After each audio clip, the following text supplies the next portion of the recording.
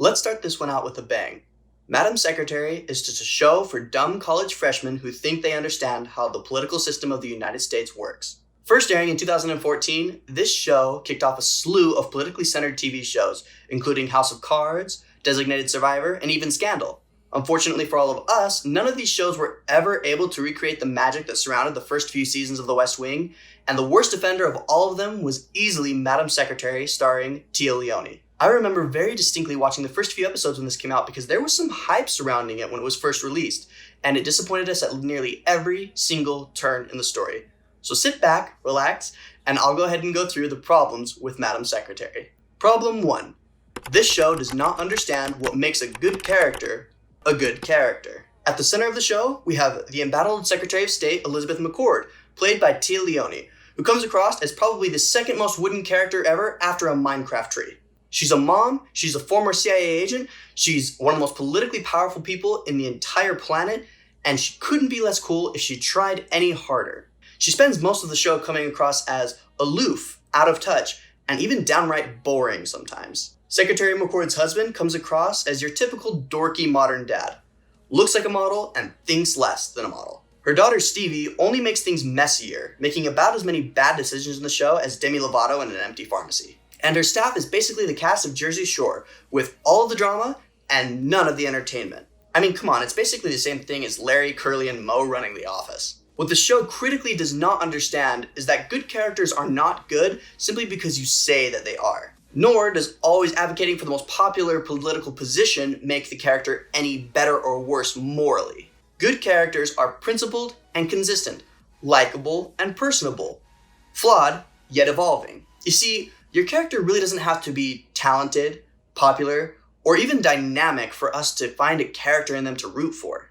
And the problem comes in that the show has Secretary McCord front and center stage as the person that we're supposed to root for because she's the Secretary of State? It's bad enough that we hate American politicians and politics as it currently stands, but the roboticness and the unlikableness of the actual character that you can create straight from fiction should not be copy-pasted over from real life. Problem number 2. This show is way over the top. For those of you who don't understand how the American government's chain of command or organization works, let me give you a brief tutorial. The President of the United States leads the country, with the Vice President there just in case he or she plops over and dies. Simply put, the reason that the President is there is to set an agenda and to pass items, if they wish to, that come across their desk. Those items come from the legislative branch of government, and that's divided into 2 separate parts. The House of Representatives and the Senate work together to try and create laws so they can send to the President so that he or she can sign them and move them along into law. Once it comes to the President's desk, he or she has the option of signing or vetoing the bill. If anybody has a question about whether or not the law that was passed violates the United States Constitution or the Bill of Rights, that law is sent to the Supreme Court, who then makes a ruling on whether or not that law should be legal. If they strike it down, then they send it back to the Congress and the Senate, and they need to rework the problems with the bill and then pass a clean bill that is once again sent to the President so that they can go ahead and sign it. The President's executive staff, known as the Cabinet, divide the responsibilities of the executive branch into a couple different departments, such as state, commerce, education, defense, things like that. The President brings up names of people who should serve on this cabinet, and then the Senate, one portion of the legislative branch that we talked about earlier, confirms them and allows them to serve in that capacity. Broadly speaking, all these institutions work together to make the United States government run smoothly and effectively. Spoiler alert, they are neither effective nor efficient. Now, in any of what I just barely said or what you saw on screen, did you see any reference at all to the responsibilities of the spouse of the Secretary of State? If not, you might see my problem now with the Secretary of State's spouse coming in and making executive decisions on United States government and policy. Some of the things that happen in the show are straight up ludicrous, and I say that within the context of the fictional show itself. The problem comes in that even within the context of the story, some of the things that happen are straight up out of this world, batcrap crazy. And don't take my word for it, let me list some of them off for you. The murder of the Secretary of State that comes without any repercussions from anyone in the United States government. The activation of the Secretary of State's spouse as an NSA asset without her knowledge. Sending a member of the United States Executive Cabinet into Iran and not having them be thrown immediately off the tallest building in Tehran.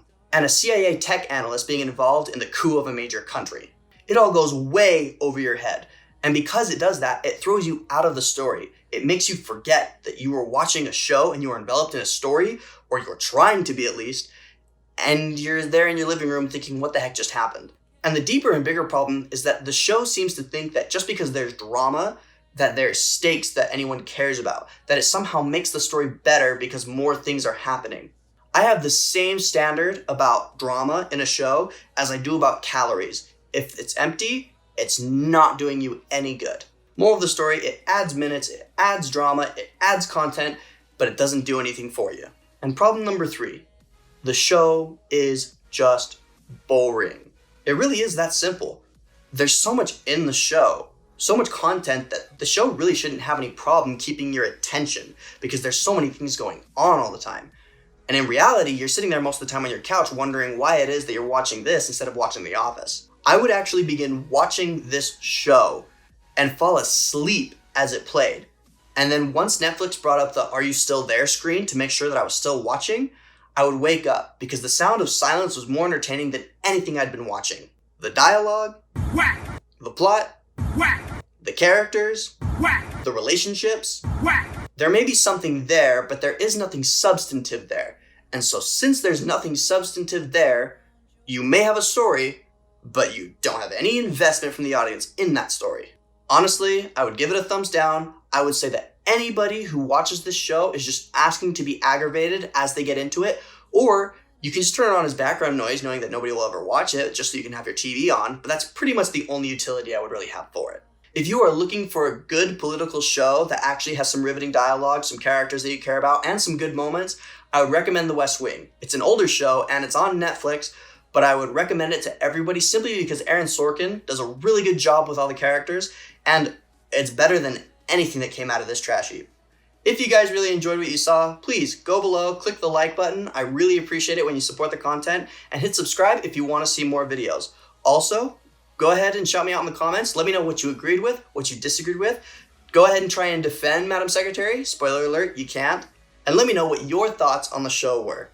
As always, I'm Jackson, and thank you for watching.